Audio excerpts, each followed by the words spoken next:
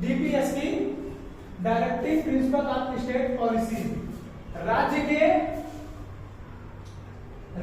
नीति निर्देशक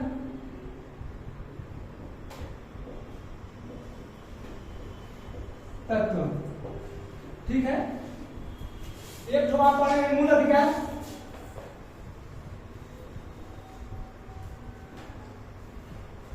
एक जो आपको पढ़ना है डीपीएसपी। ये जो दोनों है, ये वाला जो डीपीएसपी है आपका जो भाग 4 है उसके 36 से 51 तक है। ठीक है, जो डीपीएसपी है राज्य के नीति निर्देशन तक, ये भाग 4 के तहत आता है। क्यों? क्योंकि जो आपका भाग 3 है, जो आपका भाग 3 है उसमें था 12 से 35। ठीक है, और जो आपका मूल अधिकार, सॉरी, जो आपका मूल अधिकार है भाग 3 वो 12 से 35 है। जो डीपीएसपी है अब भाग 4 है, तो भाग 4 है तो 35 या 36 ही होगा ना, तो 36 से 51 तक है। ठीक है, डीपीएसपी कहां से कहां तक है? 36 से 51 तक है। और कौन से भाग में है? तो भाग 4 में। ठीक है, समझ आ रहा है? देखिए, अच्छा इसको बनाने की जरूरत क्यों पड़ी? हमने मूल अधिकार लिया ही है, ठीक है, तो हमें इस डीपीएसपी की जरूरत क्यों पड़ी? जो हमें राज्य के नीति निर्देशक तत्व तो जो है का प्रावधान बता रहा है, ये क्यों जरूरत पड़ी? अच्छा, राज्य जो हम आपको बताए हैं, राज्य उसकी परिभाषा क्या है? जो हम राज्य बताए आप लोगों को अनुच्छेद 12 में जो हम मूल अधिकार बता रहे थे आपको, उसमें राज्य की परिभाषा क्या दिए थे बताइए? राज्य हम क्या बताते थे, क्या होता है राज्य? क्या क्या उत्तर प्रदेश राज्य है या बिहार या मध्य प्रदेश, कौन से राज्य की बात हो रही है? नहीं, भारत के एक राज्य, भारत के एक राज्य की बात हो ही नहीं रही यहाँ पे।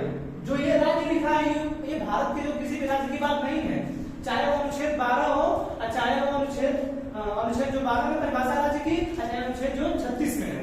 ठीक है, इन दोनों में राज्य की भारत के किसी भी राज्य के नाम की बात नहीं है। यहाँ उस राज्य के नाम की बात है जो भारत सरकार है वर्तमान में, वो राज्य है।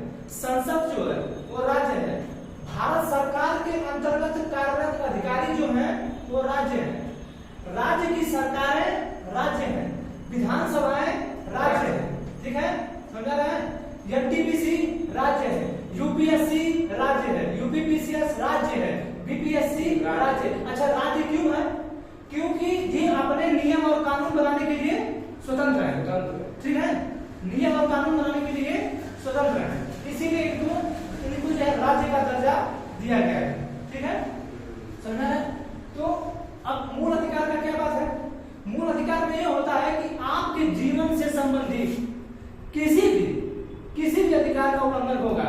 जैसे आपको कुछ बोलने से रोका जा रहा है, ठीक है, तो आपके मूल अधिकार का उल्लंघन हुआ।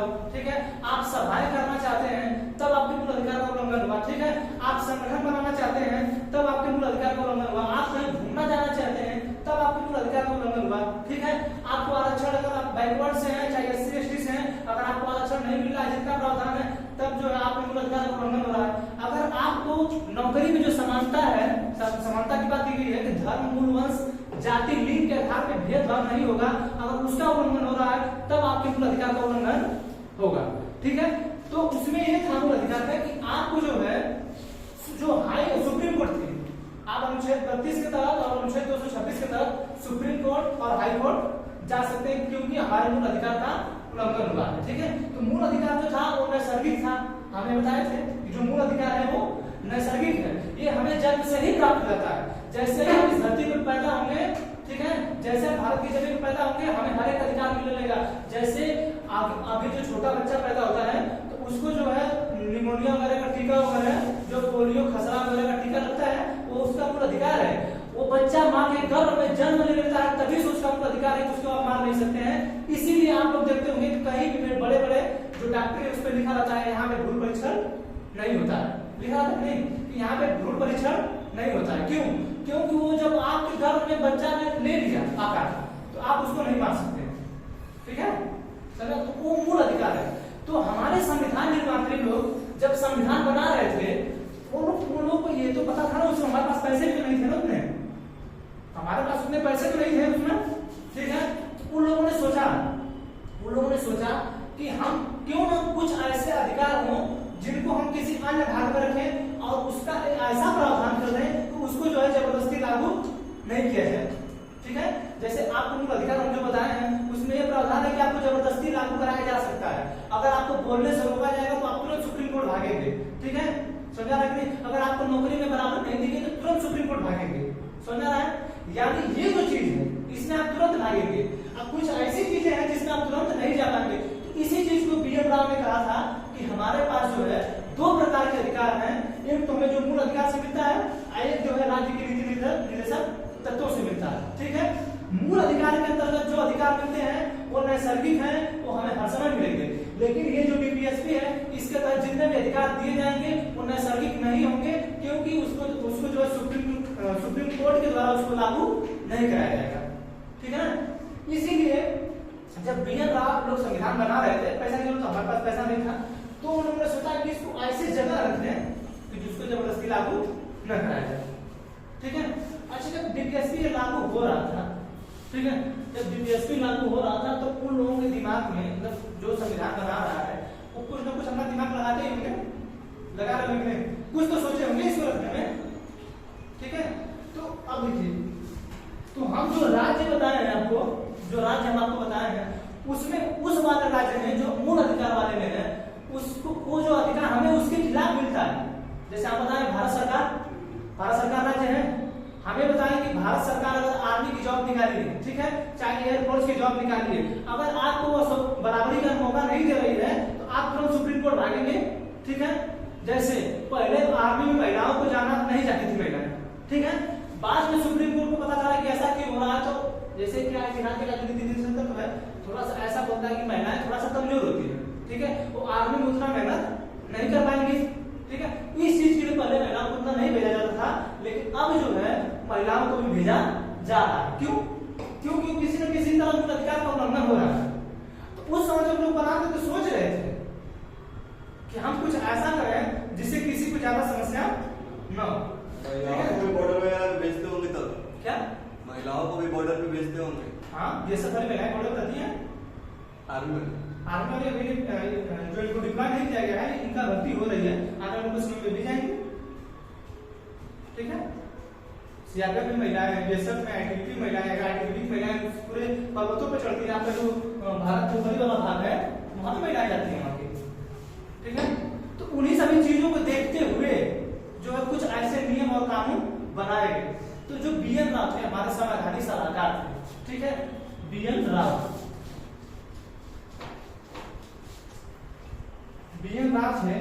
हमारे संवैधानिक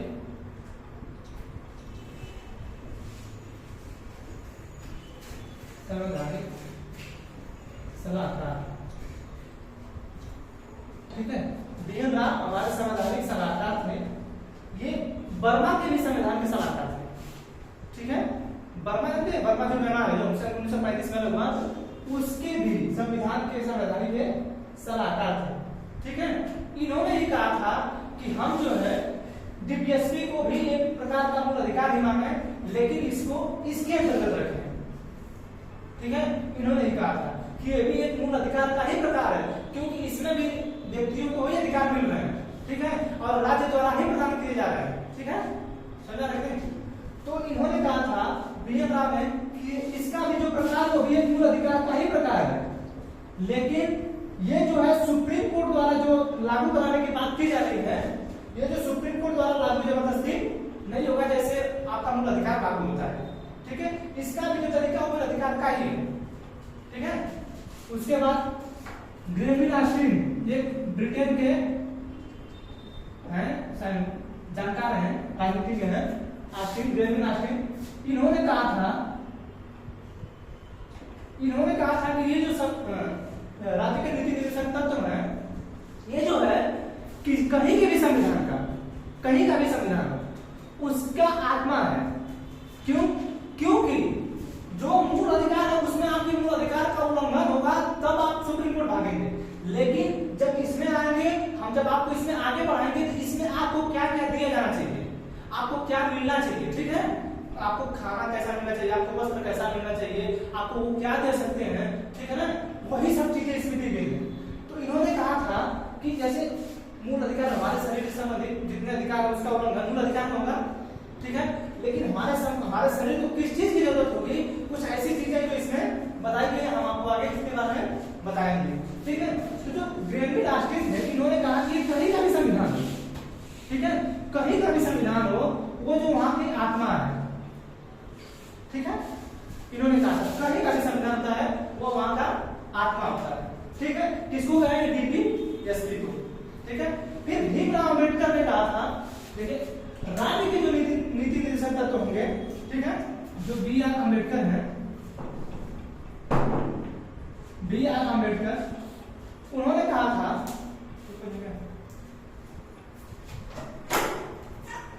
बी.आर. अम्बेडकर, अच्छा इनका पूरा नाम जानते हैं हम लोग? बी.आर. अम्बेडकर का पूरा नाम जानते हैं? भीमराव अम्बेडकर है। इनका जो फुल नाम है भीमराव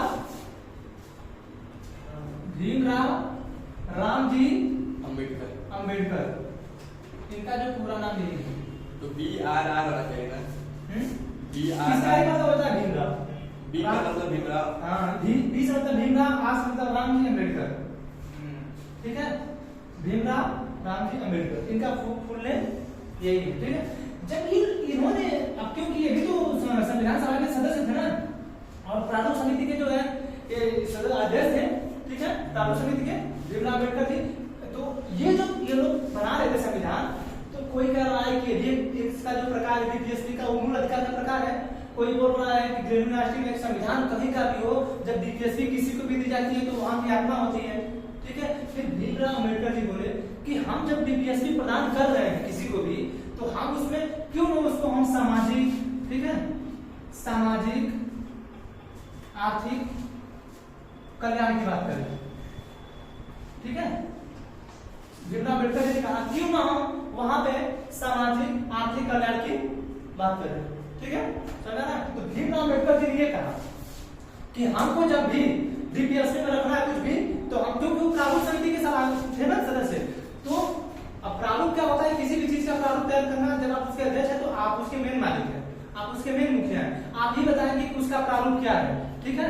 तो इन्होंने कहा कि अगर हम इसको डीपीएसपी को बना ही रहे हैं, तो हम क्यों नहीं इसमें भी सामाजिक और आर्थिक कल्याण की बात करें, ठीक है। तो इसमें जो है सामाजिक और आर्थिक कल्याण की बात करने की जो बात की भीमराव अम्बेडकर जी ने कहा, ठीक है। एक और थे केटी शाह, हमारे यहाँ के भारत के थे, केटी शाह थे, ठीक है, केटी शाह ने कहा कि जो डीपीएसपी है वो बैंक के चेक के समान है, ठीक है। अच्छा, बैंक के चेक के समान क्यों है? क्योंकि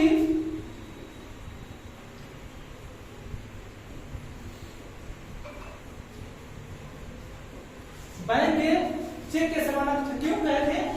अच्छा, इसलिए कहे थे कि ये जो मिलता है, ठीक है, जो ये मिलता है, अच्छा चेक जब बैंक अपने हिसाब से देता है, ठीक है ना, बैंक जो देता है चेक वगैरह जो आपका पैसा करता है वो अपने हिसाब से, अपने मन से देता है। तो यही बात कही गई थी कि जब राज्यों की बात कर रही है और राज्यों को ही ये सब देना है, तो राज्य जब चाहेंगे तो अपने मन से देंगे, ठीक है, यही बोले थे ना कि राज्य जब चाहेंगे तो अपने मन से इसको देंगे। इसलिए केटी शाह ने इस डीपीएसपी को बोला कि बैंक के चेक के समान है, ठीक है, समझा रहे? बी.आर. ने कहा कि इसका भी जो प्रकार है मूल अधिकार का ही प्रकार है, ठीक है। जो संवैधानिक सलाहकार थे, ग्रेनविल आस्टिन थे, जो ब्रिटेन के थे, इन्होंने कहा कि डीपीएसपी कहीं का भी संविधान है, वो जो है आत्मा होती है वहां की। फिर भीमराव अम्बेडकर जब थे, जब ये बन रहा था, तो ये बोले कि हम क्यों नहीं इसमें सामाजिक आर्थिक और राजनीतिक कल्याण की बात करें। फिर केटी शाह ने कहा कि यह एक बैंक के चेक के समान है, जो बैंक अपने नियमानुसार उसको जारी करती है, ठीक है। ये इतना इन लोगों ने इसके बारे में बताया, ठीक है, समझे?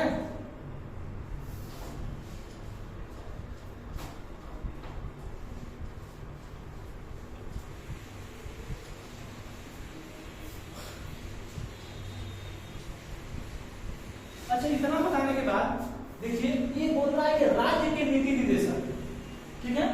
अच्छा, राज्य के नीति निर्देशक है, यानी राज्यों को, राज्य जो राज्य है, राज्यों को अपनी नीति बनाते समय, ठीक है, राज्य जो है अपनी नीति बनाते समय, ठीक है, जो निदेशक होंगे, जो सरकार द्वारा कोई सरकार है कोई निर्देश दिया गया है, सुप्रीम कोर्ट ही को ऐसा निर्देश देती, ठीक है, कि आप जो भी नीति बनाएंगे उसमें ये ख्याल रखेंगे कि भारत के जो समाज के लोग हैं उनका सामाजिक, आर्थिक और राजनीतिक कल्याण हो, ठीक है। तो आप सोचिए क्या हो रहा है, डायरेक्टिव मतलब निर्देशित किया जा रहा है, directive principle of state policy मतलब राज्य को नीति, जो राज्य नीति बनाएगी उसमें जो निर्देश दिया गया है इनको कि आप जो भी तत्व शामिल करें, ठीक है, संविधान में चाहे जहां भी आप जो भी तत्व शामिल करें उसमें आप सामाजिक, आर्थिक और राजनीतिक कल्याण की बात करें, ठीक है, समझा रहे। तो यही है कि राज्य को नीति, जो राज्य की नीति निर्देशक तत्व है, कि आप नीति बनाते समय ध्यान रखिए कि आप हमारे यहाँ के समाज का वेलफेयर स्टेट की कामना करेंगे, ठीक है। समाज का केपी सर एक बार एग्जाम में आया था, कैसा होगा पहले आएगा, ठीक है।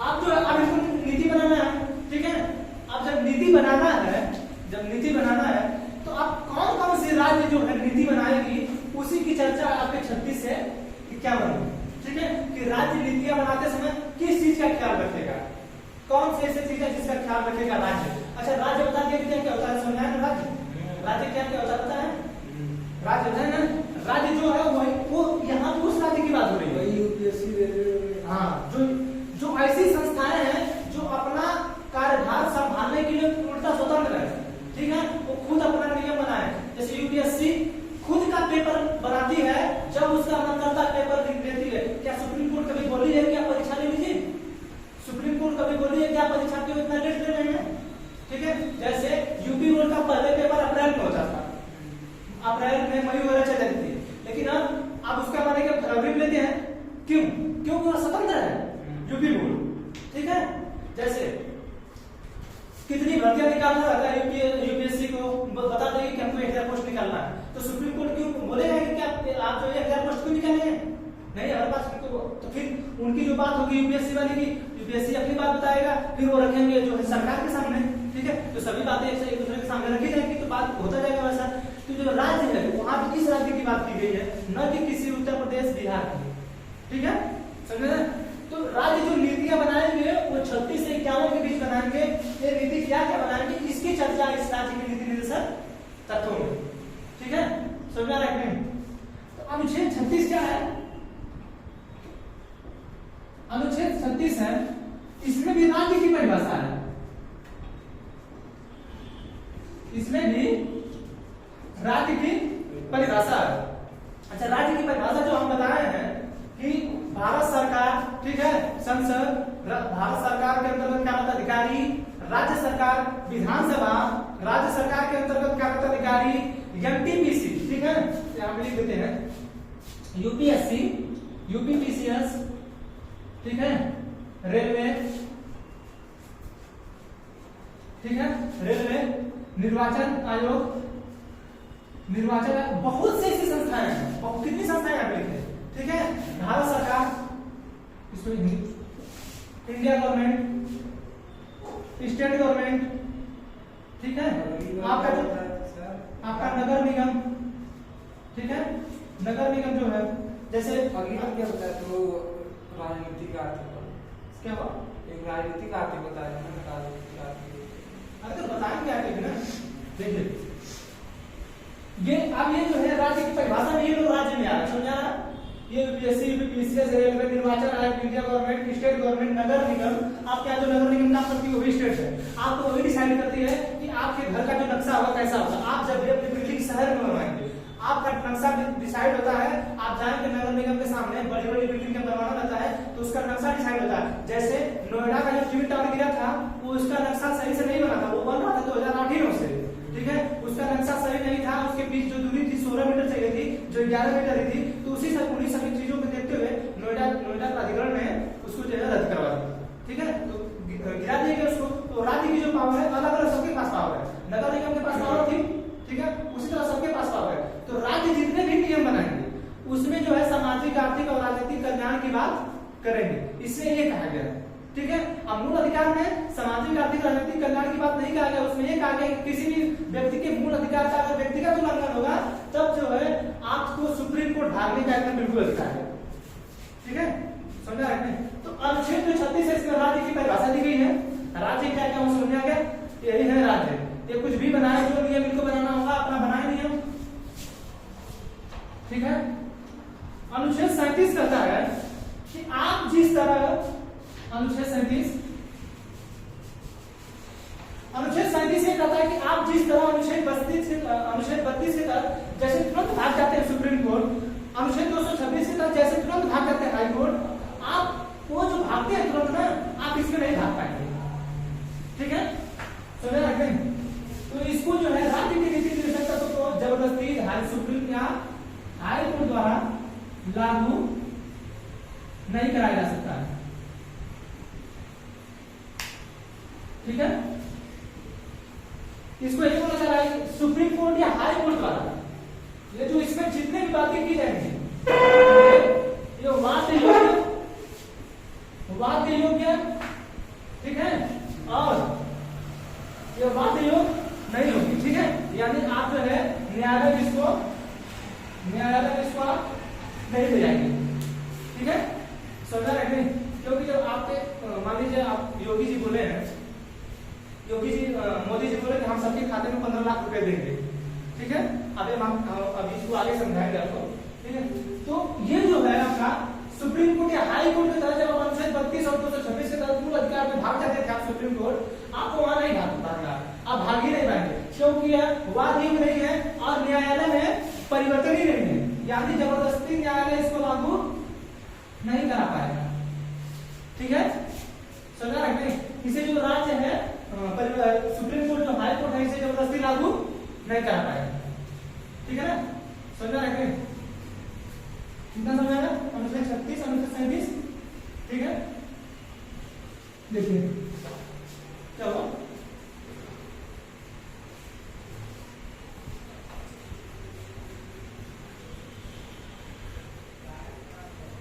समझा रहे? अनुच्छेद 36 हो गया, 37 हो गया, ठीक है। अनुच्छेद 38 क्या बोलता है?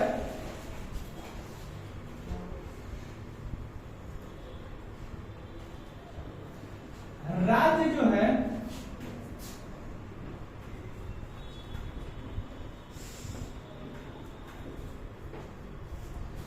जो है लोक कल्याण की अभिवृद्धि के लिए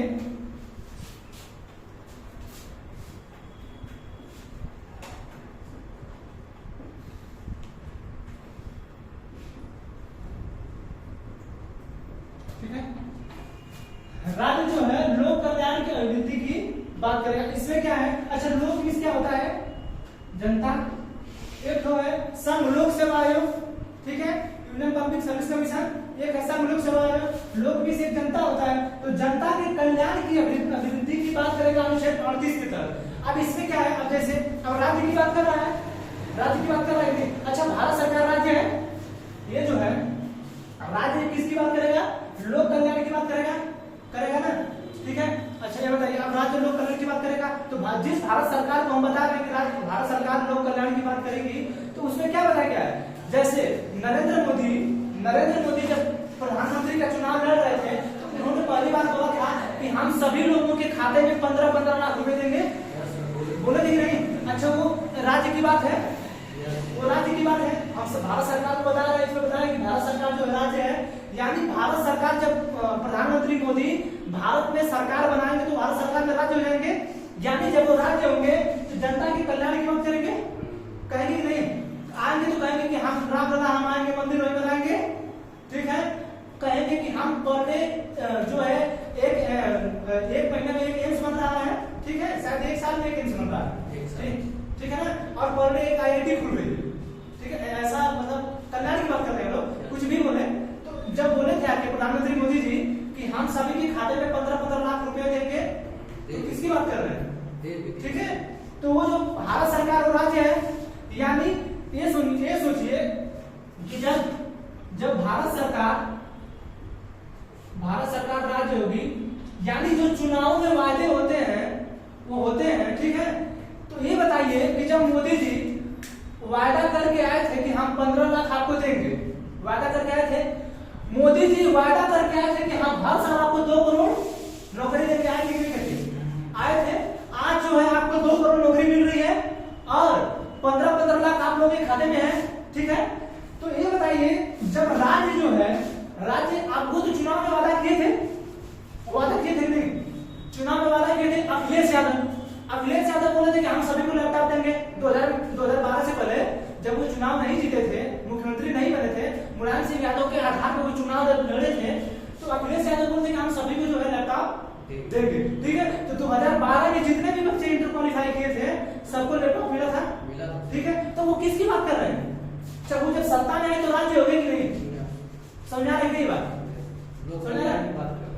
आप जब चुनाव से पहले आप बात कर रहे थे कि हम जो है 2 करोड़ नौकरी देंगे, हम सबके खाते में 15 लाख रुपए देंगे, हम सबको लैपटॉप देंगे, बहन कुमारी नावती जी बोलती थी हम सभी महिलाओं को साइकिल देंगे, ठीक है। तो किसकी बात हो रही है? समाज की ही बात हो रही है ना, समाज के कल्याण की ही बात हो रही है ना।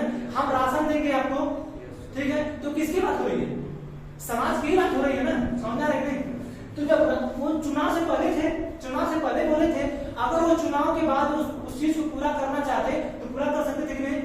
यानी अगर हम आज जाए सुप्रीम कोर्ट, ठीक है, सुप्रीम कोर्ट जाए और बोले कि सुप्रीम कोर्ट सुनिए, नरेंद्र मोदी जी जब 2014 में प्रधानमंत्री का चुनाव लड़ रहे थे तो वो बोले थे कि हम सबके खाते में 15-15 लाख रुपए भेजेंगे। यानी हम सुप्रीम कोर्ट जाएंगे और इस बार क्या बोल रहा है साइंटिस्ट? ये लागू नहीं कराया जाएगा। यानी अगर आपको चुनाव लड़ना है तो आप कुछ भी बोल सकते हैं, आप कुछ भी जनता से वादे कर सकते हैं, ठीक है। भले वो पूरा हो जाए ना, वो पूरा हो जाए ना हो, इसीलिए तो इसमें इस चीज को रखा गया है, ठीक है। अगर जो कोरोना का टीका लगा था, ठीक है, जो कोरोना का टीका लगा है, इसके लिए मोदी जी बोले कि सभी को जो है मुफ्त टीकाकरण।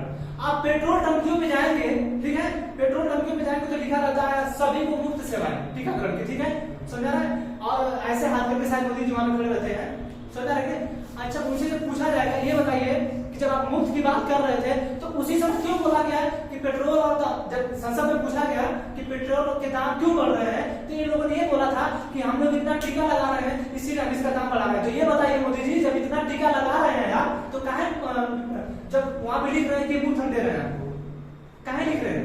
ये चीज कोई पूछ ही नहीं पा रहा हमसे, ठीक है। तो ये जो भारत सरकार है, ये राज्य है, ठीक है। तो यानी ये एक प्रकार का चुनावी वायदा भी हो सकता है, राज्य का जो नीति निर्देशक तत्व है। ये भी हो सकता है कि हम जो आएंगे जो सभी महिलाओं को, जैसे गैस सिलेंडर की उज्ज्वला योजना, वो क्या कर रहे हैं? समाज के कल्याण की बात कर रहे हैं, सबको गैस दे दिए, ठीक है। अब महिलाएं गैस भरा पाए या ना भरा पाए, गैस जो है 1200 रुपया हो जो नहीं, उससे मतलब नहीं है, सबके जो है कल्याण की बात कर दी। अरे सबको आवास दिया जाएगा, ठीक है, वो चाहे शहरी हो चाहे ग्रामीण हो, सबको आवास दिया जाएगा। वो जो राज्य किसकी कल्याण की बात कर रहा है? सामाजिक, ठीक है। तो जिसके पास पैसा, इसमें लिखिए, इसमें सामाजिक, ठीक है, आर्थिक, ठीक है, राजनीतिक, ठीक है। अब बताइए, सामाजिक के लिए बात हो रहा है कि हम सभी महिलाओं को सिलेंडर देंगे, हम सभी के खाते में 15 लाख रुपए देंगे, ठीक है। आर्थिक के लिए हो रहा है, सॉरी, आर्थिक के लिए 15 लाख रुपए देंगे, सामाजिक के लिए हम जो है सबको जो है गैस सिलेंडर बनवाएंगे, ठीक है। फिर आर्थिक के लिए जो है अगर आपके पास पैसा नहीं तो हम आपको आवास देंगे जिससे आप समाज में शामिल हो जाएं, ठीक है, समझा रहे हैं। तो ये जो जितनी भी चीजें ये बोल रहे हैं लोग, ये किस चीज को बोल रहे हैं? किसी के तहत बोल रहे हैं ना, ठीक है। अच्छा, ये हो गया। आगे से राज्य, रेलवे, रेलवे जो है पहले जो बीच में कोरोना काल में जो हुआ था, जो वृद्ध लोग थे 60 साल से कम उम्र के, 60 साल से ज्यादा थे, उनको जो है अपने किराए में कुछ छूट देती थी रेलवे, जो कोरोना काल में हटा दिया गया, ठीक है। यानी अगर कोई जाके बोले कि हमको कोरोना से पहले मिलता था, छूट मिलती थी, अब नहीं मिल रहा है, तो क्या आपको भागता है सुप्रीम कोर्ट? लेकिन यही अगर मूल अधिकार रहता, अगर मूल अधिकार के आपको उपलब्ध होता, आप तुरंत सुप्रीम कोर्ट भागते, ठीक है। तो यानी जो रेलवे है वो आपके सामाजिक की बात करेगा। जैसे आप बीमार हैं, ठीक है, आप पैरों से चल नहीं पा रहे हैं तो आपको व्हील चेयर देते हैं। आप एयरपोर्ट पे जाइए, ठीक है, एयरपोर्टों पे जाएंगे, अगर आप जा नहीं पा रहे हैं, चल नहीं पा रहे हैं, तो आपको वहां की जो फोर व्हीलर होती है, जो बस होती है, आपको उस बस से ले जाया जाएगा, उस जगह में आपको बैठाया जाएगा, ठीक है, व्हील चेयर से अच्छे से बैठा के, ठीक है ना। तो ये क्या हो रहा है? सामाजिक कल्याण की बात हो रही है। अगर वो ना करे तो, सरकार उसको ना करे तो आप कुछ नहीं कर पाएंगे, ठीक है। जैसे 24 करोड़ छोड़िए, 17 से 18 करोड़ लोग पर डे भूखे सोते हैं, तो सुप्रीम कोर्ट ने ये बोला था कि जो राज्य सरकार का कर्तव्य है, अगर जो हम आपको बार बार बताते हैं कि सुप्रीम कोर्ट जो है कानून बनाने का उसके पास अधिकार नहीं है, वो सिर्फ फैसला सुनाती है कि आप लोग अगर कोई भी नियम बना रहे हैं, किसी के भी अधिकार का उल्लंघन हुआ, हम तुरंत उसको फाड़ के फेंक देंगे। समझा रहे? तो सुप्रीम कोर्ट ये बोली थी अभी फिलहाल 4-5 महीने पहले बोली है कि हमारे यहाँ जो लोग भूखे सो रहे हैं, भारत सरकार उसके लिए क्या कर रही है। तो वो इसी का प्रयोग की थी कि आप इसका प्रयोग क्यों नहीं कर रहे हैं। आप जो 80 करोड़ लोगों को भोजन दे रहे हैं और आप बता रहे हैं कि हमारे यहाँ की प्रति व्यक्ति आज ज्यादा हो गई, तो किस बेस पे हो गई ज्यादा। आप 80 करोड़ लोगों को चावल दे रहे हैं, गेहूं दे रहे हैं 5 किलो, तो आप ये कैसे बता रहे हैं कि प्रति व्यक्ति आय जो बढ़ गई। कुछ तो कोई सोचने वाला होगा, लेकिन कोई सोचने वाला नहीं है। ठीक है, यानी अब जब समाज के कल्याण की बात होगी, ठीक है, तो सुप्रीम कोर्ट इसी में बोला था कि जो भारत सरकार है कुछ इसके लिए करे, हमारे देश में कोई भूखा न सोए। सिर्फ ये बोली थी, सुप्रीम कोर्ट ये नहीं कहती कि इसको लागू कराइए। क्यों? क्योंकि ये जो है राज्य के कल्याण की बात है और आप इसको जबरदस्ती इन्फोर्समेंट नहीं कर सकते। ठीक है ना, समझा रहे? यही चीज इसमें है। ये जो है 38 में ये वाला सिस्टम है, तो इसीलिए इसमें जितने भी नियम आएंगे उसको आप जबरदस्ती लागू नहीं कराएंगे। ठीक है, समझा रहे? ये उनका अधिकार नहीं है। हम पहले ही बोले हैं कि बीएन राज जब इसको बना रहे थे तो वो बताए कि ये भी एक मूल अधिकार का ही प्रकार है। अच्छा ये बताइए, हम जो हमारे यहाँ भूखे, क्या हमको राशन की जरूरत नहीं है? क्या उसको खाना नहीं मिलेगा तो वो जाएगा कहीं घूमने? जो बूढ़े लोग किराया छूट दे रहे हैं, उनके पास अगर पैसा नहीं होगा, कौन से तीर्थ यात्रा में जाएंगे? कहीं जाएंगे? नहीं जाएंगे। यानी जितनी भी चीजों की जरूरतें हैं वो मूल अधिकार इतना जरूरी नहीं है जितना इस डीपीएसपी की जरूरत है। हम कहीं नहीं जाएंगे, हम कहीं नहीं बोलेंगे, हम कहीं संगठन नहीं बनाएंगे, लेकिन हमारा इतना अधिकार है कि हमको भोजन चाहिए। ठीक है, इसीलिए तो इसको इसमें रखा गया है कि आपको भोजन मिले या ना मिले, लेकिन हम इसको इसी में रखेंगे। ठीक है ना, समझा रखें? हम इसको इसी में रखेंगे, इससे बाहर नहीं रखेंगे। इससे बाहर रखेंगे दिक्कत होगा, आपको पैसा देना पड़ेगा। ठीक है, 15 लाख देना पड़ेगा, ये सब चीजें। समझा रखें? तो जब भी राज्य कोई भी नियम बनाएगा, तो उसमें समाज के सामाजिक, आर्थिक और राजनीतिक कल्याण की बात करेगा ही करेगा। ठीक है, जैसे कोई सरकार ही है, अपना पहले से वादा करके आती रहती है, क्या नहीं करेंगे, तो लोग चुनते हैं। क्यों? तो इसको एक चुनावी वादे के आधार पर भी राज्य की नीति निर्देशन को देखा जाता है, क्योंकि वही सरकार चुन के आएंगे। हमारे सामने जब अपना वक्तव्य रख रहे हैं कि हम आपको ये चीज देंगे, ये चीज देंगे, बिजली देंगे, फ्री देंगे, ठीक है, आपके घर में गैस सिलेंडर जो भी देना है आपके घर में पहुंचेगा वो। ठीक है, आपको फ्री देंगे। ठीक है, तो वो जो चीजें हैं इसमें ये मतलब चुनावी वादे के आधार पर इसको बोला जा सकता है कि ये जो है एक चुनावी वादा है। ठीक है ना, समझा रखने? ठीक है, आपकी समझ गया?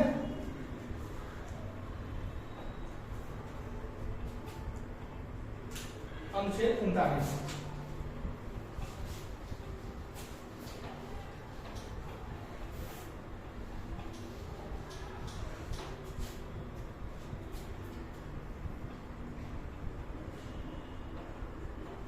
इसमें यह कहा गया है कि कोई भी व्यक्ति हो, कोई भी हो। अच्छा, व्यक्ति का मतलब क्या होता है? हम पुरुष नहीं बोल रहे हैं, हम महिला का प्रयोग नहीं कर रहे हैं। भारत में, ठीक है, भारत में राज्य अगर किसी को भी, अगर वो राज्य है, अगर किसी को भी नौकरी दे रहा है तो वह सबको जो है समान वेतन देगा। ठीक है, भारत में राज्य किसी को भी नौकरी देगा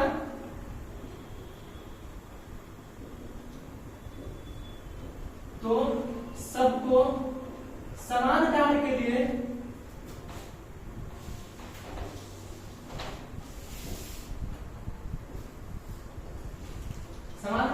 समान वेतन। यानी आप आर्मी केंद्र सरकार अगर आर्मी की जॉब आपको देगी तो सबको आपका जो स्टैंडर्ड है उसमें, ठीक है, उसमें हर व्यक्ति को वही पे मिलेगा। ठीक है, समझा रहे? इसमें एक बोला गया भारत में राज्य किसी को भी जॉब देगा, वो सब जो क्या लिखे हैं देगा, वो सबको समान कार्य के लिए समान वेतन। सबको समान कार्य के लिए समान वेतन। समझा रहे? यानी अनुच्छेद 39 में यही कह रहा है कि चाहे वो महिला हो चाहे वो पुरुष हो, अगर वो लोग अगर एक बराबरी का काम कर रहे हैं, ठीक है, अगर वो लोग एक बराबरी का काम कर रहे हैं तो अगर वही सेम काम कर रहे हैं, अगर वही काम वो महिला भी कर रही है, वही काम वो पुरुष भी कर रहा है, तो आप जो वेतन दे रहे हैं आप उस महिला को भी वही वेतन देंगे जो उस पुरुष को वेतन देंगे। समझ आ रहा है? ठीक है। अब इसमें ये बोला है कि आप जो है सभी पुरुष और महिलाओं को समान वेतन देंगे। तो इस तरह हमारे भारत सरकार में चल रही है संविधान की बात। ठीक है, संविधान की बात चल रही है, क्योंकि सरकार भी जो है संविधान को लोगों को रख रही है। समझा रहे हैं? तो जब सरकार जो संविधान में सबको रख रही है, तो ये बताइए तो वो जो परीक्षा देके आया है उसके इतना वेतन देगी नहीं देगी। उसको परीक्षा दिया, मेडिकल दिया, सब कुछ देके आया है, आपको डायरेक्ट संविधान पर रखा गया है। ठीक है, तो लोग क्या करते हैं कि जो अभी बिजली हमारे यहाँ अभी बिजली की दिक्कत हो गई, ठीक है, 3-4 मतलब हमको तय करने में हो गया। ठीक है, 3 से 4 दिन बिजली कटी थी, तो जो जितने भी संविदा वाले थे वो चले गए थे हड़ताल में। तो जब वो हड़ताल पे गए तो वो तो सबसे पहले मूल अधिकार को उल्लंघन कर दिए थे। आप बताइए, वो जो है आप जो हड़ताल पे हो गए वो आ रहे हैं इसमें कि वो बोल रहे थे कि हमको जो है इनके समान वेतन क्यों नहीं दिया जा रहा है। अच्छा, ये बोल रहे हैं अगर समान वेतन नहीं दिया जा रहा है तो जो वेतन हमको आप दे रहे हैं वो हमको पूरा हमारे अकाउंट में आप डायरेक्ट दीजिए ना। जैसे उसका सिस्टम में है कि बिजली विभाग में कुछ कंपनियां हैं, ठीक है, कुछ ऐसी कंपनियां हैं जो लोगों को कुछ लोगों का गुट इकट्ठा करके कुछ लोगों को लेके संगठन बना के वो वहां पे देती है कि हमारे ग्रुप के हैं, हम जो है इनका देख रेख करके ये आपके यहाँ बिजली में काम करेंगे। वो जो संविदा वाले होते हैं, ठीक है, वो तो उनकी जो समिति बनी है, उनका जो संगठन बना है, उस संगठन में दिक्कत है कि वो पैसा जो आता है उस समिति के अकाउंट में आता है। ठीक है, अब वो जो समिति है इनके अकाउंट में पैसे भेजती है जो संविदा वाले हैं। तो जो संविदा वाले हैं इनको पैसा मिलता है, चाहे राज्य सरकार हो, राज्य सरकार ही चलाती है, तो राज्य सरकार पैसा दे रही है 18,000। ठीक है, जब राज्य सरकार 18,000 पैसा दे रही है तो ये समिति को खाते भेज रहे हैं 12,000। यही जो संविदा वालों को दिक्कत हो रही है। जब वो गवर्नमेंट होता है उनका जो नियम अलग रहता है, लेकिन यहाँ पे जब ये जो संविदा वाले हैं इनके जो खाते में पैसे की बात की आने की बात की जा रही है, तो ये भेज रहे हैं भारत जो राज्य सरकार भेज रही है 18,000, ये सब जो समिति वाले के अकाउंट में चला रहा है तो ये भेज रहा है इनको 12,000। ठीक है, यही समस्या थी, इसीलिए बिजली हड़ताल पे थे। ठीक है, अच्छा ये बताइए आप बिजली हड़ताल पे हैं, क्या बताइए आप जा सकते हैं सुप्रीम कोर्ट हाईकोर्ट? नहीं जा सकते हैं। क्यों? क्योंकि सबसे पहले तो आपको नियुक्ति परीक्षा से लिए नहीं है, आपने मेडिकल दिए हैं, कुछ नहीं दिए हैं, हम आपको डायरेक्ट भर्ती किए संविदा पे। समझा रहे हैं? हम आपको डायरेक्ट संविदा पे भर्ती किए हैं, यानी यही रीजन था ना कि कोई हाईकोर्ट सुप्रीम कोर्ट नहीं भागा, लोग हड़ताल पे गए। दिमाग लगाइए आप लोग थोड़ा सा कि लोग हाईकोर्ट क्यों नहीं गए। जैसे आपकी परीक्षा होती है तुरंत हाजिरी होती है, लोग तुरंत हाईकोर्ट भागते हैं, कुछ भी हाजिरी होता है तुरंत सुप्रीम कोर्ट भागते हैं। क्यों नहीं भागे?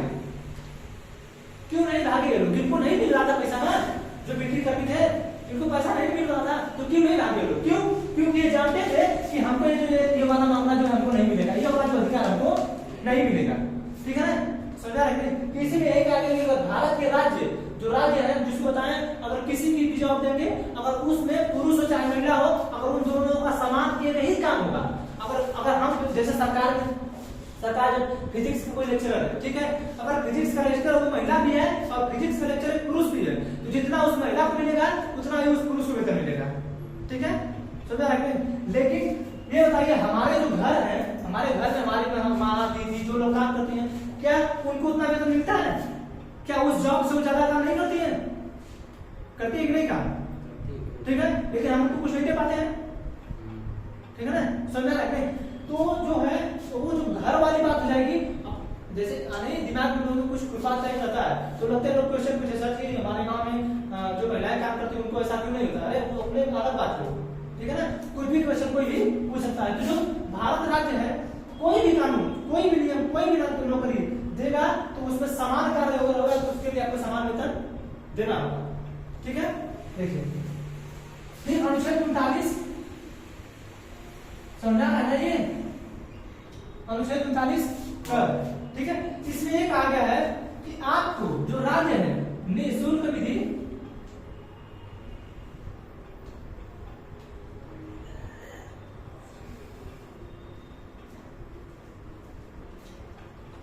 निःशुल्क विधि की सहायता करेगा। जैसे उत्तर प्रदेश में जब अखिलेश यादव सीएम थे, ठीक है, तो 2016 या 17 में 2016 में उन्होंने यूपी 100 निकाला कि नहीं? ठीक है, यूपी 100 निकाले। ठीक है, यूपी 100 निकाले। अब जो है एडमिनिस्ट्रेटिव पुलिस सोचती है वो क्या है, वो क्या है, यही है ना, निःशुल्क विधि की सहायता राज्य करेगा। अच्छा ये बताइए जब तक यूपी 100 नहीं था, जब तक यूपी 100 नहीं था, क्या ऐसा होता था सिस्टम? यानी तो आने वाले समय में इसको खत्म भी किया जा सकता है यूपी 100 को। अच्छा ये बताइए जब आप थाने में जाते हैं, थाना जो है आपसे कोई पैसा मांगता है, आप इसकी बात मत करिए कि आप पैसा अपने बचने के लिए देते हैं या कुछ के लिए देते हैं, उसकी बात नहीं करना है। आप अगर लीगल है तो क्या आप कभी पैसा देते हैं? आपको अगर किसी ने मारा तो क्या आपने कभी पैसा दिया है? अगर आप मार खाए तो कभी पैसा नहीं देते हैं। अगर आप मार खाए हैं और आपको बता रहे हैं अगर आपका काम थाने तो नहीं हो रहा है, आप तुरंत भागिए एसपी के पास। एसपी इतना स्ट्रिक्ट होते हैं सब, आप तुरंत उसके पास भागिए, आपका सब काम हो जाएगा। कभी भी कोई दिक्कत हो रही है, अगर थाने से काम नहीं हो रहा है तुरंत एसपी भागिए, एसपी के पास, और बीच में कहीं रुकना नहीं है, तुरंत एसपी के पास भागिए। अगर काम नहीं होगा तो बोलिए। तो इसमें जो निःशुल्क विधि की बात की जा रही है, अच्छा ये बताइए जो यूपी 100 दिए थे अगर उनको वापस कर दे कर दो, अगर अच्छा योगी जी इसको कर दिए 112, कोई दिक्कत? कोई गया हाईकोर्ट? आने वाले समय इसको बंद कर दिया जाए तो कोई हाईकोर्ट नहीं जा पाएगा। ऐसे ही हम जब कभी भी थाने में जाते हैं, लड़ाई झगड़ा तो कभी पैसा कमा दिया जाता है। हम बार बार कह रहे हैं कि आप उसकी बात मत करेंगे कि आप बचने के लिए जो देते हैं, आप अपने सेफ्टी के लिए जो देते हैं, आप कुछ गलत कर रहे हैं उसके लिए जो देते हैं। लेकिन जो पुलिस लगाई गई है, पुलिस जितनी भी जिनकी नियुक्ति होती है, आपसे बोला था कभी किसके लिए पैसा दीजिए, वो तो आपके टैक्स से ले जाता है ना। आप ये कभी बोला गया कि हम जो आपके लिए पुलिस नियुक्त किए हैं उसको अलग से टैक्स दीजिए, कभी बोला जाता है? यानी निःशुल्क विधि की सहायता की बात की जाएगी। ये जब कब जोड़ा गया? 42वां संविधान संशोधन 1976 द्वारा, ठीक है।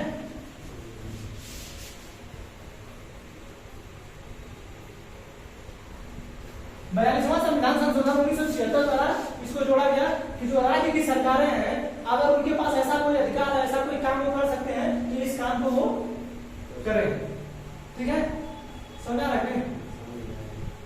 तो ये आपका जो 36 है राज्य की परिभाषा, अनुच्छेद 37 है सुप्रीम कोर्ट हाई कोर्ट इसे लागू नहीं कराया जा सकता जबरदस्ती, क्योंकि बाध्य नहीं है और न्यायालय में परिवर्तनीय नहीं है। अनुच्छेद 38 बोलता है राज्य लोक कल्याण की अभिवृद्धि की बात करेगा, और राज्य लोक कल्याण की अभिवृद्धि की बात करेगा किसमें रहेगा? सामाजिक, आर्थिक और राजनीतिक, सामाजिक, आर्थिक एवं राजनीतिक, ठीक है। किसी चीज की चर्चा वाली लोक कल्याण अभिवृद्धि में हम आपको एक बता दिए कि जो चर्चा है वो हम आपको सब बता दिए इसमें, ठीक है। ये 29 है आपका, ये 39 है भारत राज्य में किसी भी पुलिस हो चाहे महिला हो समाज कार्य करे तो उसके लिए समान वेतन। अनुच्छेद 39 का है कि निःशुल्क विधि की सहायता राज्य करेंगे, ठीक है, समझा रखें, समझे। अब देखिए अनुच्छेद यहां तक हो गया। अनुच्छेद 40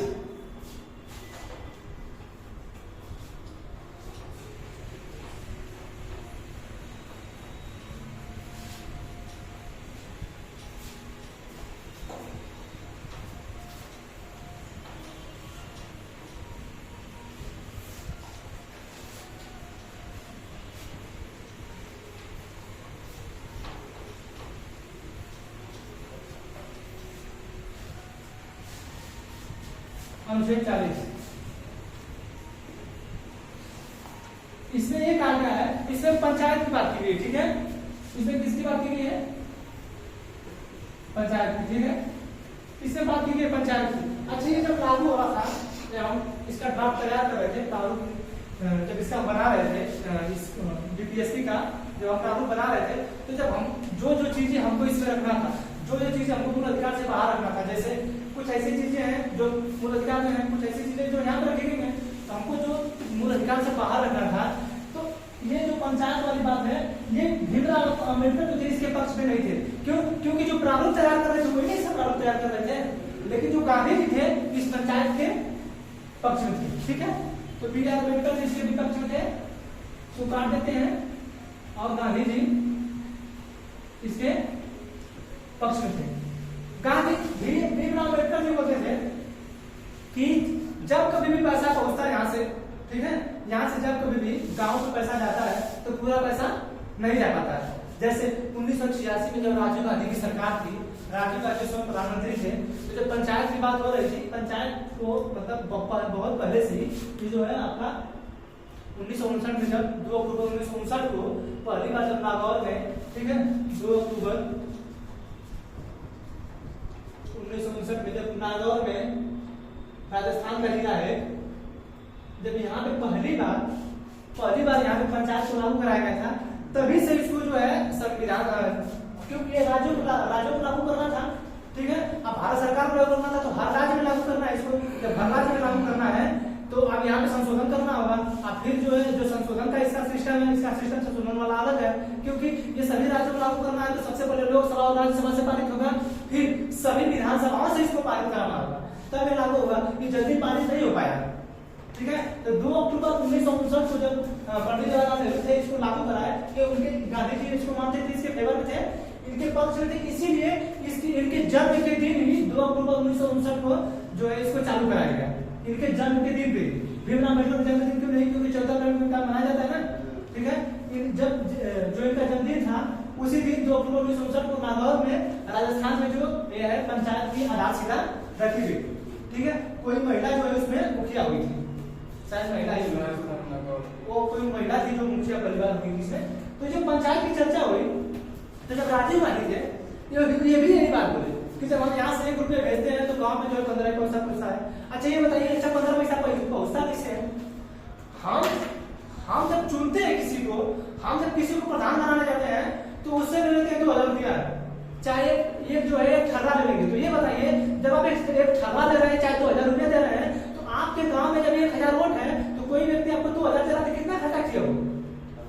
कोई व्यक्ति कितना खर्चा किया? अगर आपके गांव में 1000 वोट है, आपको 2000 दे रहा है, ठीक है। तो आप बताइए कि 2000, ठीक है, 20 लाख, वो व्यक्ति 20 लाख खर्चा करेगा तो आपको आपके गांव में काम कराएगा वो? लेकिन आप तो ठर्रे में जी रहे हैं, आपको ठर्रा चाहिए, आपके हर व्यक्ति को 2000 रुपये चाहिए, तो कैसे हो आप जो जिस 15 पैसे की आप बात कर रहे हैं कि 15 पैसा पहुंच रहा है वो भी नहीं पहुंचना चाहिए। तो ये लोग कहते हैं कि सही काम नहीं हो रहा है, जो गांव वाले होते हैं कहेंगे प्रधान सही काम नहीं कर रहे हैं। तुमको समझते ही जब तुम प्रधान बनाए थे तो काहे 2000 रुपये लिए थे? वो जो 20 लाख लगाया है वो 20 लाख कमाएगा नहीं, वो किसने लगाया है? तो तुम इस चीज को देखो ना। तुम ये बताओ कि जब कहीं सड़क बनती है, हमारे गांव की बात है, जब सड़क बन रही थी तो इसी खड़ंजा को बन गया है, इसी खड़ंजा सही खड़ंजा, इसको दोबारा किस पैसा में दिया गया दोबारा? अब कोई पूछने वाला नहीं हुआ। आपके यहाँ जब आवाज देती है सरकार, आवाज देती है ना, जो आपको बताएं दूसरे नोटिस में, भारत सरकार सबको आवाज देती है, राज्य सरकार आवाज देती है, तो जो आवाज दिया जाता है उसमें काहे जो प्रधान ले लेते हैं 20 साल? आप लोग कभी पूछ पाते हैं काहे ले लेते हैं? सर उसमें इसलिए सब ले लेते हैं 2000 रुपया ना, ताकि आपको विश्वास हो जाए कि हम आपको वोट देंगे। अगर आप 2000 रुपये नहीं देंगे, हम फिर लोग कहेंगे कि आप वोट देंगे, आपको विश्वास नहीं। अरे इसकी बात नहीं है, हम उसकी 2000 रुपये वाली बात नहीं कर रहे हैं, हमें बात कर रहे हैं कि 20,000 जो ले लेते हैं प्रधान गांव के आवास में क्यों लेते हैं? आप नहीं पूछ पाते हैं कि क्यों लेते हैं इसको? जब 1986 में राजीव गांधी इस बात का प्रयोग कर रहे थे तो राजीव गांधी को ये बात क्यों नहीं समझ में आई कि हम इसको स्ट्रिक्ट करें? जिस तरह आज की कोई भी पैसा, जैसे नरेंद्र मोदी जब कोरोना काल चल रहा था, महिलाओं के खाते में डायरेक्ट पैसे भेज रहे थे, 500 रुपए भेज रहे थे, नहीं महिलाओं के खाते में। अच्छा महिला जो है प्रधानमंत्री जन धन योजना खाता था उसी तक भेज रहे थे। अच्छा जो जन धन योजना खाता है वो किसके तहत आएगा? 129 के तहत, कि सभी के सामाजिक आर्थिक कल्याण की बात हो रही थी, यानी सरकार जैसे ही सबके खाते में पैसे भेजू डायरेक्ट उसी खाते में आया कि नहीं? यानी जब आप बोल रहे हैं 1986 में राजीव गांधी बोल रहे थे इस बात को, ये जो है हम 1 रुपया भेजते हैं, जब वहां पे 15 पैसा पहुंचता है, तो आप इस चीज को स्वीकार करेंगे नहीं, तो हमारी सबसे बड़ी गलती है। अच्छा हम लोग ये नहीं बोल पाते हैं, आप एक आरटीआई का सिस्टम है, आरटीआई तैयार करेंगे, जब आरटीआई तैयार करेंगे ना तो आप अधिकारी यहाँ पे दबाव बनाने लग जाएंगे, यानी नेता तो नेता, अधिकारी भी वही सिस्टम कर रहे हैं, ठीक है? समझ रहा है? तो 2 अक्टूबर 1959 को जब नागौर के राजस्थान में इसका प्रयोग किया गया, तो जो है इनकी ये जो भीमराव अम्बेडकर थे ये इसके पक्ष में नहीं थे, गांधी जी इसके पक्ष में थे, ठीक है? इतना वाद विवाद होते होते होते फिर ये जो है 73वां संविधान संशोधन हुआ, ठीक है? 1993 हो गया था, बाद में नहीं, ये लागू हुआ था 93 में, ठीक है? तो इसी को कहते हैं 73वां संविधान। जैसे सीए पास हुआ है 2019 का, सीए जो है सिटीजनशिप अमेंडमेंट एक्ट, ये पास हुआ है 2019 का, लेकिन अभी लागू नहीं है। जिस दिन लागू होगा उसी दिन लिखा जाएगा सिटीजनशिप अमेंडमेंट एक्ट। अगर 2023 में हो गया तो 2023, क्योंकि ये लागू इसी दिन से हुआ। तो दिसंबर 1992 में जो है इसको पारित कर दिया गया था, ठीक है? लेकिन 1993 में इसके लिए लागू किया गया था, ठीक है? तो ये जो है अनुच्छेद 243 के तहत इसको रखा गया है पंचायत को, ठीक है, समझा रहे नहीं, समझा रहे, अनुच्छेद 243 के तहत इसको रखा गया है इस पंचायत को, समझा।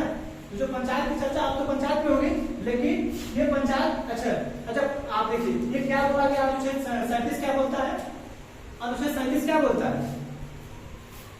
अनुच्छेद 37 ये बोलता है कि इसको सुप्रीम कोर्ट में लागू नहीं करा जा सकता है, ठीक है, यानी जब किसी राज्य में पंचायत नहीं होगी तो आप उसको जबरदस्ती लागू नहीं करा सकते हैं, करा सकते हैं क्या, यानी आज भी दिल्ली में पंचायत नहीं है, यानी दिल्ली में पंचायत नहीं है ना, वहां पे जो है वहां पे एमसीडी है, municipal corporation of Delhi, MCD वहां पे पंचायत नहीं है वहां पे, ठीक है, नगर निगम है वहां पे, समझा गया, यानी इसको यहाँ भी रखा गया है और 243 को में भी रखा गया है कि यहाँ भी जरूरत पड़े तो अगर सरकार को, हाँ, इसके भी जो स्तरीय निर्धारित है, कहीं त्रिस्तरीय, कहीं 4 स्तरीय, कहीं 2 स्तरीय है, उसके जो स्तर निर्धारित है वो राज्य अपने राज्य में करेंगे, तो जब हम पंचायत बनाएंगे तो उसमें उस पंचायत को बता देंगे। यही पंचायत यहाँ थी, इसीलिए जो है आप डीपीएस में देखिए, आप देखिए जहाँ बोले कि जब हमारे संविधान निर्मात्री जो लोग थे, जब वो लोग संविधान बना रहे थे तो उनके पास इतना पैसा तो नहीं था ना, इतना पैसा नहीं था, तो बताइए कि कैसे पंचायत को लागू करेंगे, लागू कर पाएंगे पंचायत को। आज जब हर पंचायत को 5 करोड़ रुपए दिया जा रहा है 5 साल में, क्या उस समय संभव था कि हम हर पंचायत को पैसा देंगे, इतना संभव था क्या? उन्हीं सभी चीजों को देखते हुए इस चीज को उठा के इस डीपीएसपी में रखा गया था कि आने वाले समय में अगर हमारे देश के पास पैसा होगा तो हम जो है डीपीएसपी हटा के इसको कहीं बाहर रखेंगे। जैसे अनुच्छेद जब 45 पढ़ाएंगे तो हम बताएंगे कि शिक्षा का जो अधिकार पहले अनुच्छेद 45 में था, ठीक है, जो 6 से 14 वर्ष का अधिकार शिक्षा था वो अनुच्छेद 45 में था, लेकिन उसको 66वां संविधान संशोधन 2002 द्वारा उसको हटा के 21 कॉम में कर दिया गया, 21 कॉम में किया गया कि नहीं, जो मूल अधिकार बन गया, समझ में आ रहा है? यानी यहाँ भी है राज्य के नीति निर्देशक में, यानी जब तक भारत सरकार के पास पैसा नहीं था, ठीक है, तब तक भारत सरकार इसमें से नहीं हटाई। जैसे ही भारत सरकार के पास पैसा आया, भारत सरकार तुरंत हटा के इसको कर दी कि सबको एजुकेशन की जरूरत है, ठीक है, समझा रहे? तो जो पंचायत हमारा सिस्टम है अनुच्छेद 40 की तरफ, ठीक है ना। तो पहले पंचायत यहाँ थी, अब जो है यहाँ पे इसका जो सिस्टम है, इसका जो, अरे बोलो कि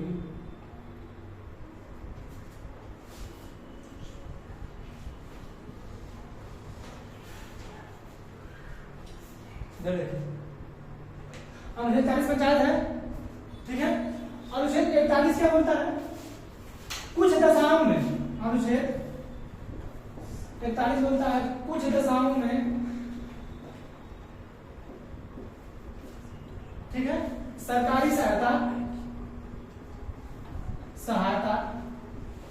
पाने का अधिकार,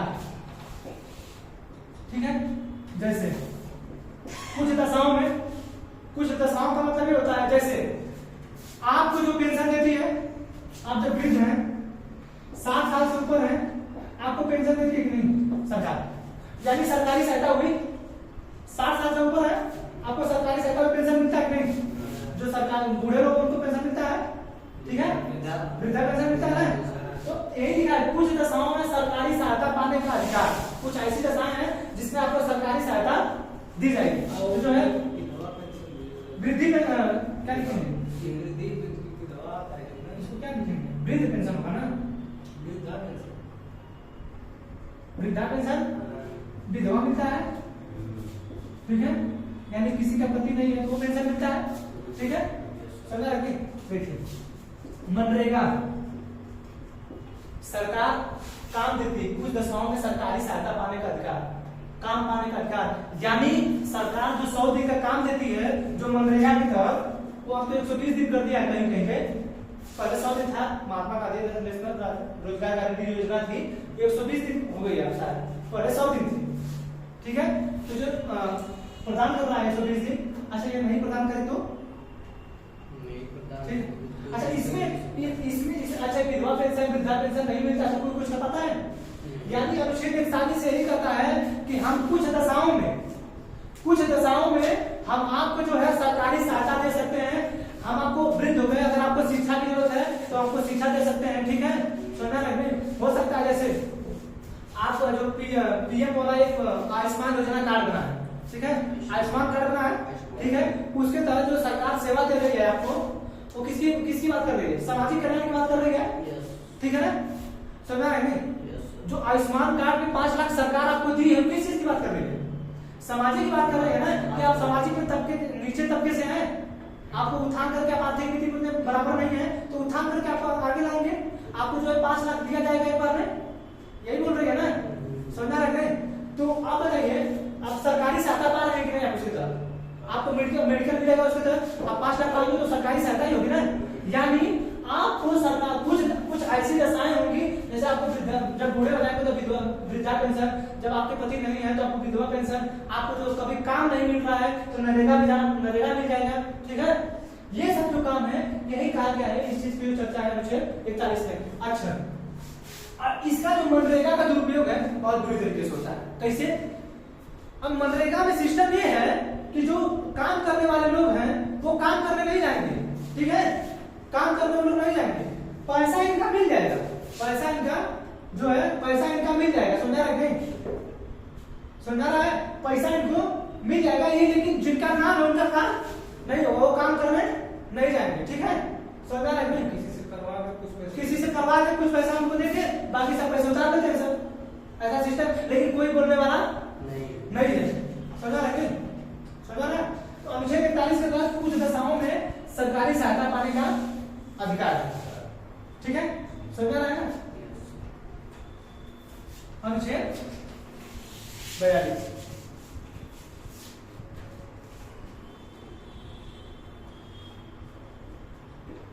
मनोचित एवं प्रसूति सहायता पाने का अधिकार।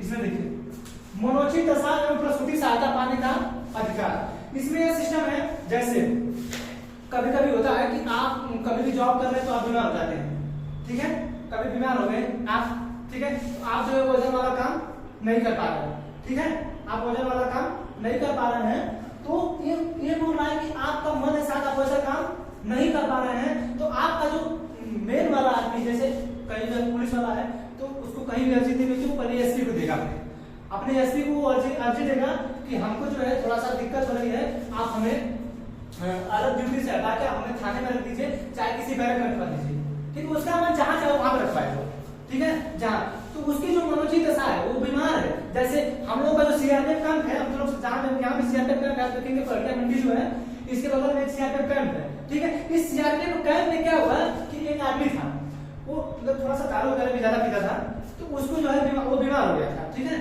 तो जब बीमार हो गया तो उसको टाइफाइड हो गया था। अब टाइफाइड हो गया, वो जो छुट्टी मांगा था, छुट्टी मांगा था कि हमें छुट्टी दे दीजिए कुछ दिन घर पे रखा है, क्योंकि जब छुट्टी पूरा हो जाती है तो सरकार आपको छुट्टी देना सैंक्शन नहीं करती छुट्टी, लेकिन क्या उसको छुट्टी दी नहीं गई। अब हुआ क्या कि वो आता था पर डे, काम भी आता था, दवा सही से नहीं लेता था, काम भी करना पड़ता था, ठीक है। अब इसी में क्या हुआ कि उसकी मृत्यु हो गई, समझे? वो जो आदमी था उसको टाइफाइड वगैरह हो गया, सैलर का आदमी था, उसकी मृत्यु हो गई। अब जो उसकी मनोचित दशा थी, उसकी जो दशा थी वो ठीक नहीं थी। जैसे मान लीजिए कोई रेलवे में काम कर रहा है, अब उसको वजन में काम उठाना है, जैसे कोई महिला है, ठीक है, वो कोई ऐसा काम करना चाहती है, बीमार हो जाएगी, ठीक है, तो वो सोचती है कि थोड़ा सा ऐसा हमको काम मिले कि थोड़ा नॉर्मली रहे, ठीक है। तो इसमें यही बात की गई कि अगर कोई भी व्यक्ति हो, अगर उसकी मनोचित दशा सही नहीं हो, खराब हो, अगर उसका मन नहीं, थोड़ा सा बीमार है, ठीक है, तो वो अपने आप को जो है रिलैक्स होने के लिए अर्जी दे के अपना काम कर सकता है। लेकिन अगर ये बताइए मूल अधिकार का, तो मूल अधिकार का तो रोज मांगती सब, हम महिला तो पहले मांगती, कभी उनका कभी हाथ दुखेगा, कभी गोड़ दुखेगा, कभी नाक दुखेगी, कुछ दुखेगा उनका, ठीक है, तो उनका पर डे का रहता है, कुछ ना कुछ उनको दर्द रहता है, वो पर डे कुछ ना कुछ मांगते रहो, ठीक है। तो मनोचित दशा की बात यही कही है कि आप मनोचित दशा में अगर हैं, अगर आप बीमार हो गए हैं, तो आपको जो राज्य है ऐसा सिस्टम कर सकता है कि आपको कुछ ऐसा हल्का काम दे, ठीक है। ये छुट्टी अभी लागू हुआ है हाल ही में, तो सरकारी जो महिलाएं रहती है, उसका अगर उसका बच्चा होगा, वो बताने जा रहे हैं, प्रसूति सहायता बताने जा रहे हैं। देखिए, अब जब मनोचित दशा हो गया, ये प्रसूति सहायता है, ठीक है, ये प्रसूति जो सहायता है, इसमें ये सिस्टम है, इसमें ये सिस्टम है कि अगर आपकी जो महिला है, ठीक है, वो अगर वो प्रेग्नेंट है, ठीक है, अगर वो महिला गवर्नमेंट में है, ठीक है, गवर्नमेंट में है, प्राइवेट की बात मैं नहीं कर रहा जिस राज्य की बात की है हम उसकी बात कर रहे हैं। अगर वो महिला प्रेग्नेंट है वो, तो जो सरकार है, जो राज्य सरकार है, ठीक है, वो उस महिला को उसके प्रेग्नेंट जो है बच्चे होने से 3 महीने पहले, ठीक है, 3 महीने पहले और बच्चा होने के 3 महीने बाद तक उसको रिलीफ देगी, ठीक है। और उस रिलीफ में जो है, उस रिलीफ में उसका वेतन नहीं काटा जाएगा, ठीक है। यही है प्रसूति सहायता का मतलब, समझ रहे हैं? आप प्रसूति सहायता में से जो आपको ये दिया गया 102 नंबर दिया गया है और 108 नंबर दिया गया, वो पहले महिलाओं के लिए ज्यादा देख के चालू किया गया था। प्रसूति सहायता के लिए ज्यादा देख के वो चालू किया गया था। जो उत्तर प्रदेश में अखिलेश यादव समाजवादी व्यवस्था चालू किए थे, वो किस चीज के लिए चालू किए थे? उसी चीज के लिए चालू किए थे, क्योंकि महिलाओं का उसमें थोड़ा सा ज्यादा दिक्कत होती, महिलाओं को ज्यादा एक्सपायर होती थी। इस प्रेगनेंसी में महिलाएं ज्यादा एक्सपायर होने लगी, ठीक है, क्योंकि इनको तो समझ में आता नहीं है। जब इनको कुछ दिक्कत ऐसा प्रेग्नेंट हो जाएंगे लोग, तो सोचेंगे इनको कोई काम नहीं करना है दुनिया में, मतलब कोई इनको काम नहीं करना, बस इनको बैठना है, ठीक है। तो इनको बैठेंगे तो बैठिए, तो बैठिए, दिक्कत होता है। अरे ऐसा थोड़ा है कि आप कोई काम नहीं कर सकती, आप कोई वजन वाला काम मत करिए, लेकिन ऐसा काम आप कुछ न कुछ करते रहिए जिससे वो बच्चा जो आपके पेट के अंदर, वो भी इधर उधर बेचारा होते रहे, कि आप बैठिए दिन भर, वो भी बकलोल पैदा हो, ठीक है, वो भी भोता पैदा हो। अगर आप वो जो है बच्चा हिल डोल नहीं रहा है तो भोता पैदा हो जाएगा, ठीक है। तो प्रसूति सहायता में यही बोला गया है कि जो सरकार है, अभी सरकार का नियम है, अच्छा ठीक है, ये तो प्रसूति सहायता, आज जो हमारे महिलाएं हैं उनको थोड़ा सा दिक्कत होती है मेंस्ट्रुएशन साइकिल की, ठीक है, 2 से 3 दिन को समस्या रहती है। तो ये नियम बनाया गया है कि हमारे जो सरकार है कम से कम उनको 2 दिन रिलीफ दे, ठीक है ना। तो ये जो बिल है राज्यसभा से पास हो चुका है, लोकसभा में बिल पेश नहीं हुआ है, लेकिन फिर भी बिहार वगैरह जो सरकार है, बिहार की सरकार है, 2 दिन की रिलीफ देती है। अभी फिलहाल में सिक्किम की जो सरकार है वो क्या बोली कि जो प्रसूति सहायता वाली बात है, प्रसूति सहायता वाली, हम उस महिला को अगर वो 6 महीने प्रेग्नेंट हो गई, ठीक है, तो 9 महीने बच्चा होता है, ठीक है, यानी अगर वो हमारे यहाँ सिक्किम जो हमारा राज्य है, क्योंकि सिक्किम राज्य है, अब राज्य की जो सरकार है वो अपने यहाँ नियम बनाएगी ना, तो अपना नियम बनाएगी। 2-3 दिन पहले की बात है, वो ये नियम बनाई है कि वो जो महिला है अगर उसके प्रेग्नेंट का टाइम 3 महीने हो गया है, तो हम तब से उसको छुट्टी देंगे, ठीक है, उसको 6 महीने तक, जब तक उसका बच्चा हो जाएगा, उसके बाद फिर 6 महीने में छुट्टी देंगे। यानी आप अब से 6 महीने, जब तक प्रेग्नेंट बच्चा नहीं रहता आपका, तब तक उसके आगे तक 6 महीने, यानी पूरा 1 साल आपको छुट्टी दी जाएगी। ये जो है सिक्किम की सरकार की है, ठीक है, ये सब सरकारें नहीं की है। उस 1 साल का वेतन देगी सरकार, उसका जो वेतन है, हर एक वेतन भत्ता जो भी समझ लो पूरी सरकार देगी। सरकार जो राज्य की बात कर रहा हूं मैं, सरकार की नहीं, सरकार राज्य है ना। कोई भी जैसे एसबीआई बैंक है, वो महिलाओं को मेंस्ट्रुएशन साइकिल में छूट देती है। वो जो है महिलाओं को अगर महिला प्रेग्नेंट है तो उनको जो है छुट्टी देती है 3 महीने पहले, 3 महीने बाद की, ठीक है। ऐसा नहीं हो, राज्य की बात हो रही है, चाहे एसबीआई हो, चाहे भारत सरकार हो, चाहे बिहार सरकार हो, चाहे सिक्किम की बात बता रहा हूँ, चाहे महिलाओं को मेंस्ट्रुएशन साइकिल की बात हो, जो भी छूट दी जा रही है, ये अच्छा बताइए, अगर वो ना दे तो, ये प्रसूति सहायता को ना दे तो ये तो उनका मूल अधिकार हो गया। हाँ, मूल अधिकार के लिए देखिए, आप देखिए मूल अधिकार हो सकता है क्योंकि वो आपके जीवन से संबंधित है, लेकिन आप जब यहाँ पे इसको रखा गया है तो आप उसमें ऐड नहीं कर सकते। आपको स्वास्थ्य का अधिकार उसमें नहीं दिया गया है मूल अधिकार वाले, ठीक है। तो ये जो है अनुच्छेद जो 42 है, इसमें एक आ गया मनोचित दशा, अगर आप बीमार हो गए हैं तो आपको वजन वाला काम नहीं करना है, तो आप अच्छा मनोचित दशा, आप महिला प्रेग्नेंट है तो उसका तो उतना वजन काम करने का काम नहीं करेगा, यानी इसीलिए तो सरकार जो है आपको प्रसूति सहायता की तरफ 6 महीने पहले 6 महीना बाद छोड़ रही है, ठीक है, जो सिक्किम वाली है। अब वैसे और जो सरकारें हैं वो 6 महीना आपको काम कराएंगी, फिर आप जब 3 महीना रहेगा, अब 3 महीने पहले आपको छोड़ देगी। इस तरह नहीं छोड़ती, क्योंकि हर जो डिपार्टमेंट है उसमें मेडिकल होता है, आपका चेकअप होता रहेगा, ठीक है, आपका चेकअप होता रहेगा उस मेडिकल में कि कब तक ऐसा सिस्टम का हो रहा है, ठीक है, उस हिसाब से छोड़ा जाएगा। और इसमें यह बोला गया है कि आप जो है सिर्फ 2 बच्चों पर ऐसा सिस्टम होगा, ऐसा नहीं कि महिला जो है तो हर साल उनको प्रेगनेंसी क्लियर है, तो ऐसा सिस्टम नहीं चलेगा। ये सब मतलब जो सुविधा है सिर्फ 2 बच्चों पे, ठीक है, समझा रहे। अगर आपके पास 2 बच्चे हैं तो आपको जो है छुट्टी या ये सब मिल जाएगा। तभी तो आप देखे नहीं कि योगी आदित्यनाथ क्या बोल रहे थे कि जो जिसके पास 2 बच्चे होंगे वही चुनाव लड़ पाएगा, उसी को नौकरी मिलेगी, नहीं? तो क्या सुप्रीम कोर्ट उसमें हाई कोर्ट कुछ बोली? कुछ नहीं बोली। अच्छा, लेकिन अगर नहीं बोलता तो सभी बच्चा तो होता कि नहीं? क्यों? अच्छा, क्यों होता? अच्छा, ये जो सरकार योगी सरकार नियम बना रही थी कि हम सिर्फ 2 बच्चों को, जिसके पास 2 बच्चों को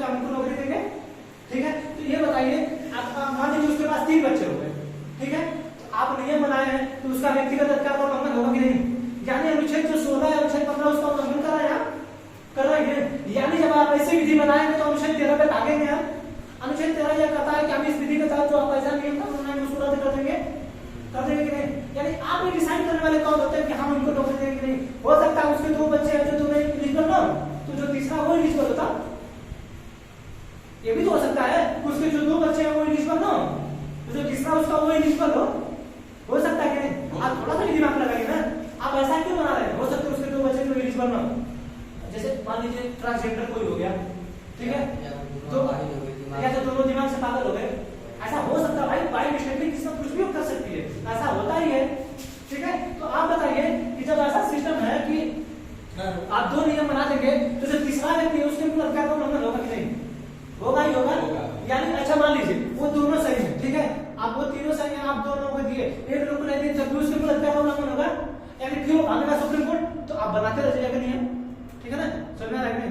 तो आज जो है इतना बता दिया आपको, ये जो है हमसे 42 तक ये मनोचित दशा है, ठीक है ना?